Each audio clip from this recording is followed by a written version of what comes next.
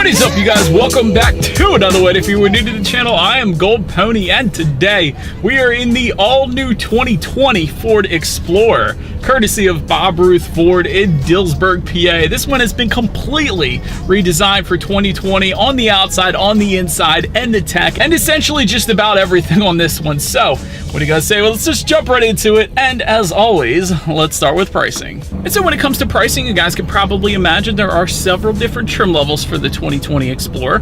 First one being the one we are in today, being the XLT, starting at $36,675. Then you have the Limited for $48,130. ST four-wheel drive starting at $54,740, and the Platinum four-wheel drive starting at $58,250. You guys probably noticed I didn't say four-wheel drive for those first two trim levels because they actually come standard with a rear-wheel drive configuration, and that is actually one of the major changes for the 2020 Explorer. In the last generation, they come standard as front-wheel drive. Now in the 2020 model year, it will be a standard rear-wheel drive setup. But if you did want to go with the four-wheel drive, it's an intelligent four-wheel drive system, simply add $1,990 to one of those first two trim levels there. But when it comes to the engine setup, there are actually four different power plants now available for the 2020 Explorer. First one being the standard setup for the XLT and Limited trim levels, being a 2.3-liter turbocharged inline four-cylinder, putting out 300 horsepower, 310 pound-feet of torque sent to rear wheels or all wheels through the four-wheel drive system. Power is sent to the ground actually through a 10-speed automatic with paddle shifters, which we definitely will be testing out a little later in the video. But when it comes to MPG numbers for that setup, 21 city, 28 highway for the rear-wheel drive, 20 in the city, 27 highway if you want with the intelligent four-wheel drive system. But so then the next power plant is actually going to be an optional engine setup available for only the Limited trim level, and this is going to be the hybrid configuration. For the first time ever, the Explorer is now getting a hybrid available, so that's kind of interesting. But that one is going to be a 3.3-liter hybrid V6, putting out 318 horsepower, 322 pound-feet of torque. Again, rear wheels or all wheels through a 10-speed automatic, giving you MPG numbers at 16 in the city, 23 on the highway.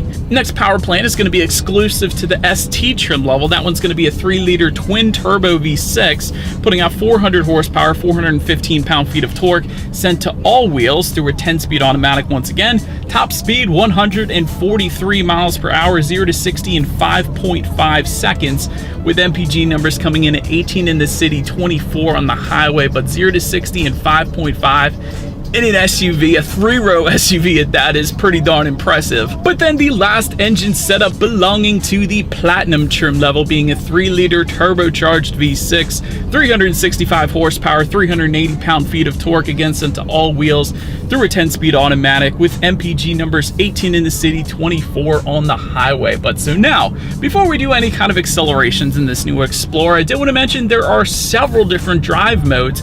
Probably the most drive modes I've ever experienced in a new car. 7 to be exact. Those 7 drive modes include normal, eco, sport, tow and haul mode, slippery, deep sand and snow mode, and trail mode. And so you may be asking, why in the world do I need 7 different drive modes? Well, really that is going to be to your benefit, because it really does give you a driving mode for every single situation you could possibly imagine with all those. But essentially those drive modes are going to adjust things like the throttle response, the shift points, steering sensitivity, traction control, and anti-lock brake characteristics as well. So quite a few different things. But to actually adjust those driving modes, there is a circular knob just behind the circular shifter. I'll get more into that a little bit later, but if you turn that to the left or the right, first thing I noticed is there is a nice little digital display that shows up depending on your driving mode. Like, I just put it in sport. It is a bright red display, and it did just downshift for me. Holy cow.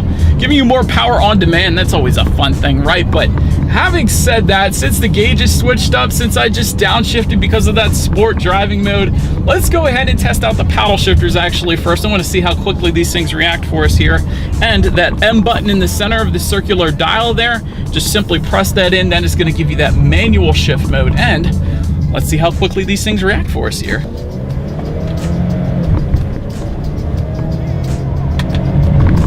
Yeah, There is a slight delay to the paddle shifters, but no worries, we're in an SUV anyways. How many people are really going to be using the paddle shifters for acceleration?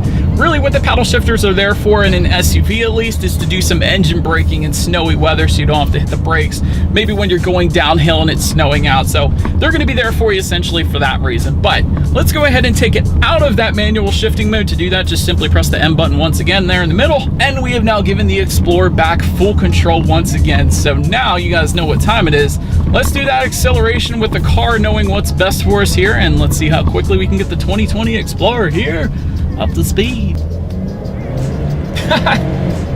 Dang, that kicked in. Yeah. Actually, for this being a base engine setup in this XLT, this thing pulls hard, man. I don't know if it's in sport mode or what, but definitely no issues with merging onto the highway. I'm surprisingly impressed with this base engine setup. And again, you have other power plants that can get you more power, but I'm actually pretty impressed with the XLT engine here. But so anyways, now that we experienced that, you guys know braking is equally important. Let's hit the brakes. Yeah, buddy. These things are amazing.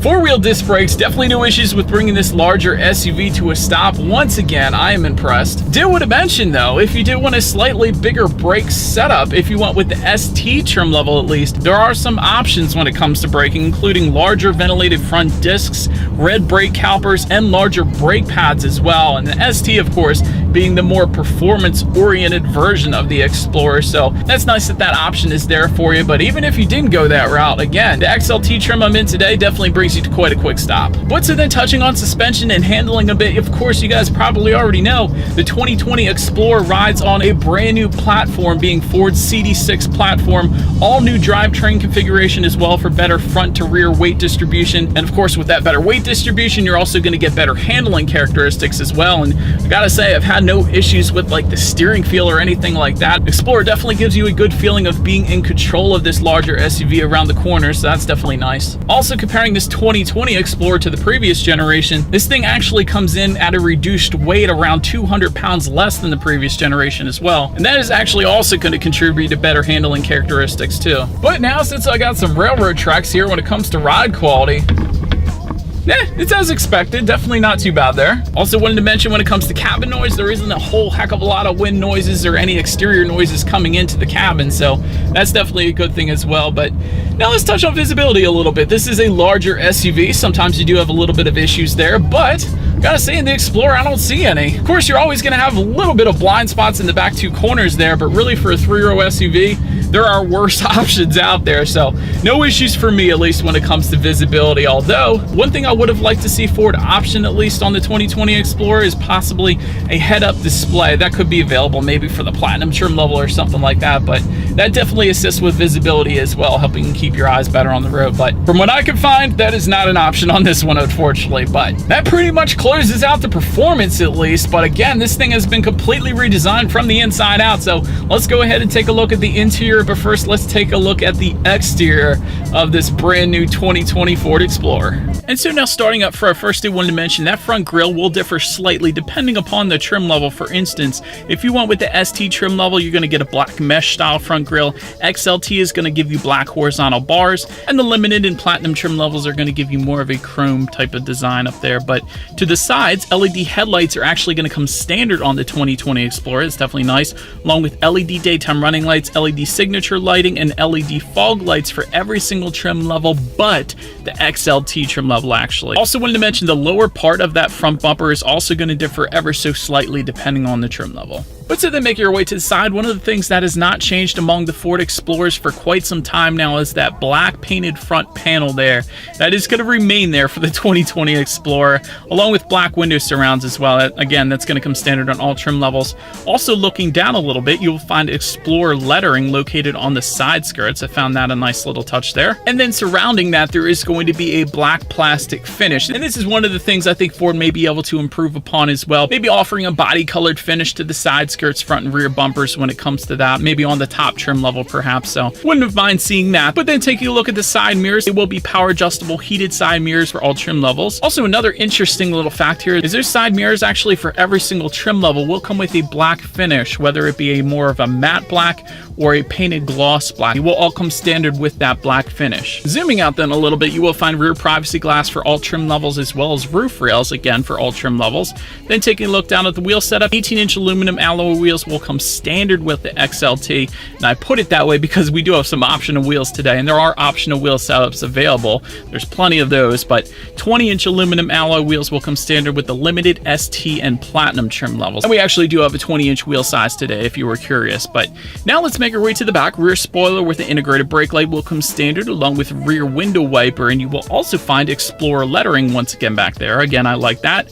LED tail lights will also come standard for every single trim level. Well done Ford for that. Then just below it all, dual exhaust outlets. For some trim levels you will find quad tips. Not for the XLT though, so we do just have dual exhaust outlets pointed to the ground there. So you guys know what we have to do next. As always, here is that exhaust clip.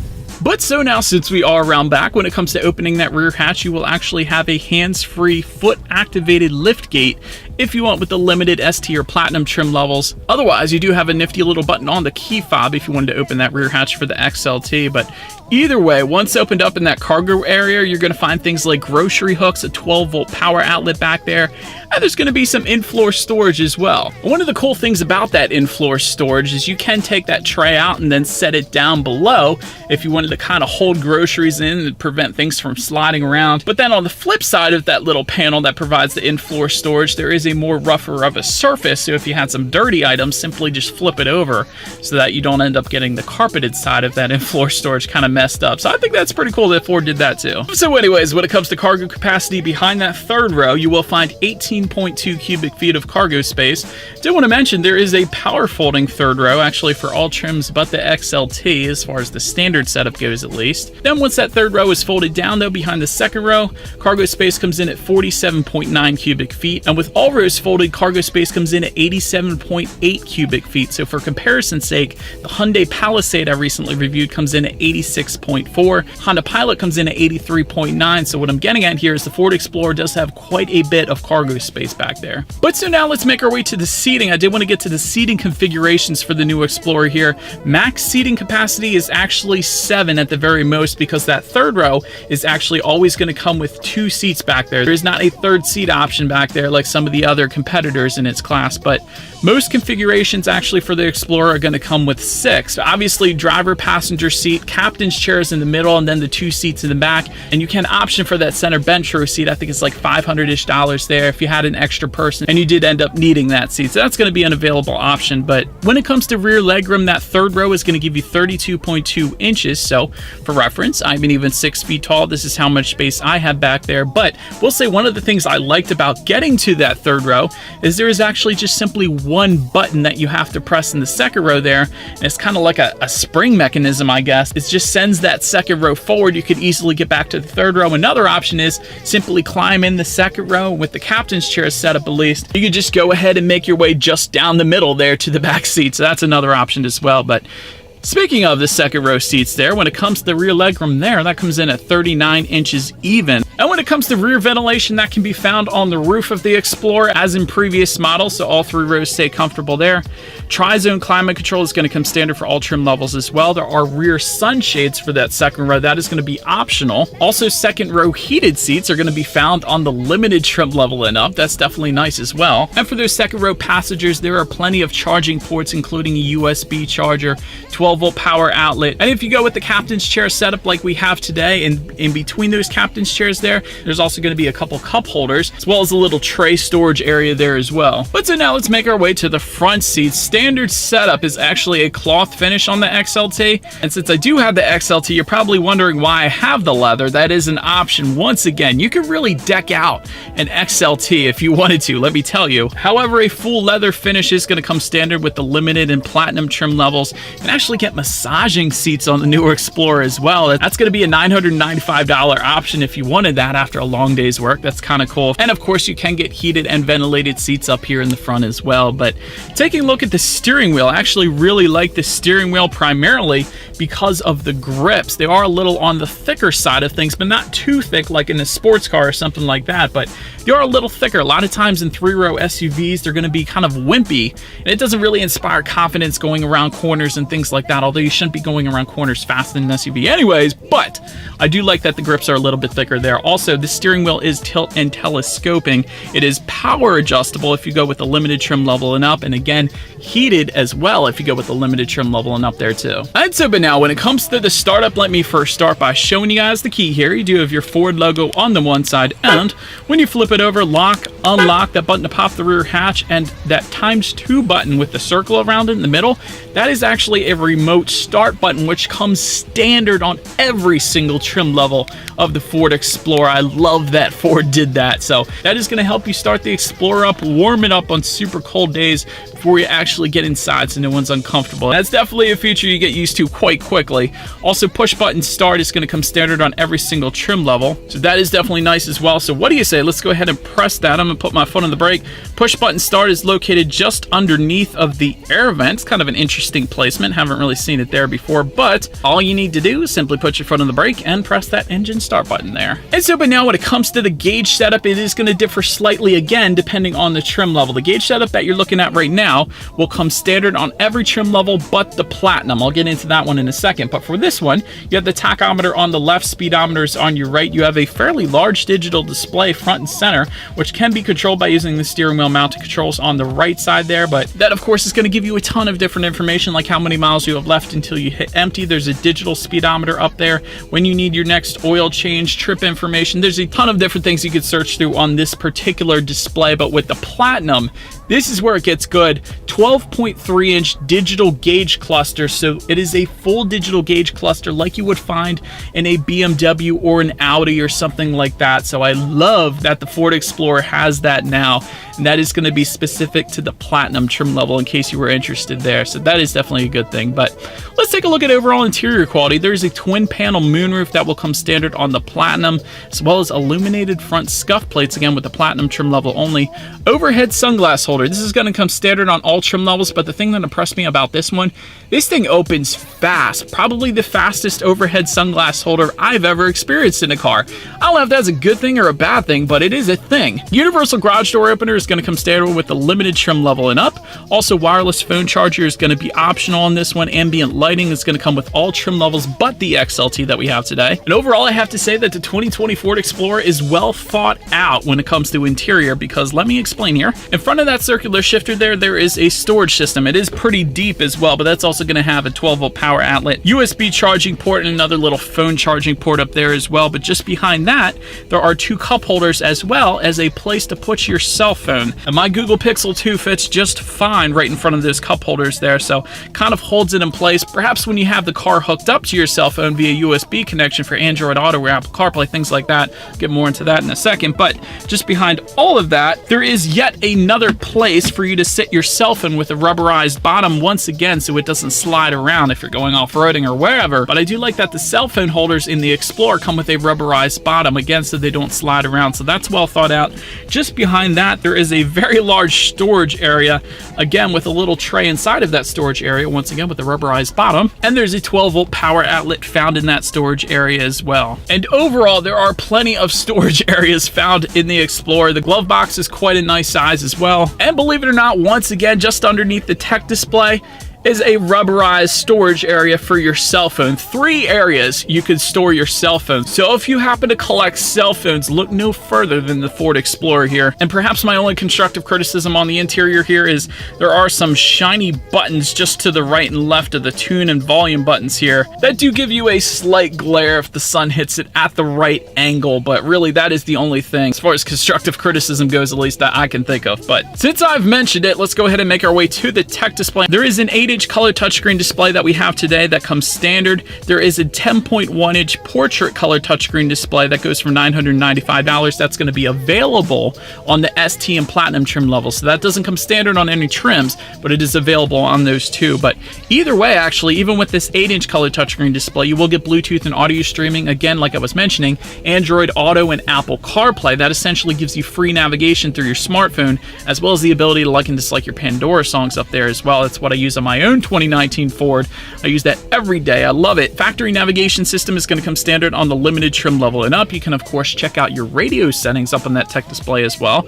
And by the way, when it comes to the sound system on this one, 6 speakers are going to come with the XLT. And if you went with any of the other trim levels, with the exception of the XLT, you will get a 12-speaker Bang & Olufsen sound system on this one. And perhaps the last thing I wanted to mention on the tech display, at least, is when you do put the Explorer in reverse, you will find a rear view camera letting you know who or what is behind you, which is always going to lead me into safety. And so to start, there are front, side, and side curtain airbags, also a front passenger knee airbag as well. In the back, you're going to have latch, aka lower anchors and tethers for children for the rear car seats. Also, tire pressure monitoring system will come standard, but perhaps the best part about the 2020 Explorer is something called Ford Copilot 360. This is going to come standard on the limited trim level and up. It is available on the XLT. We actually do have it. It is one of the options that we do have on this XLT today, but with this, you are going to get adaptive cruise control with stop and go. There's a lane centering system, speed sign recognition, evasive steering assist, blind spot information system, autonomous emergency braking, and also automatic high beams. And so, but that is about it for this one, you guys. Thank you so much for watching. Be sure to like the video and subscribe. Feel free to follow me on social media at the bottom of the screen there, and I will see you guys in the next video. Stay gold. Good turning radius. Well done, Explorer. My goodness. Yeah.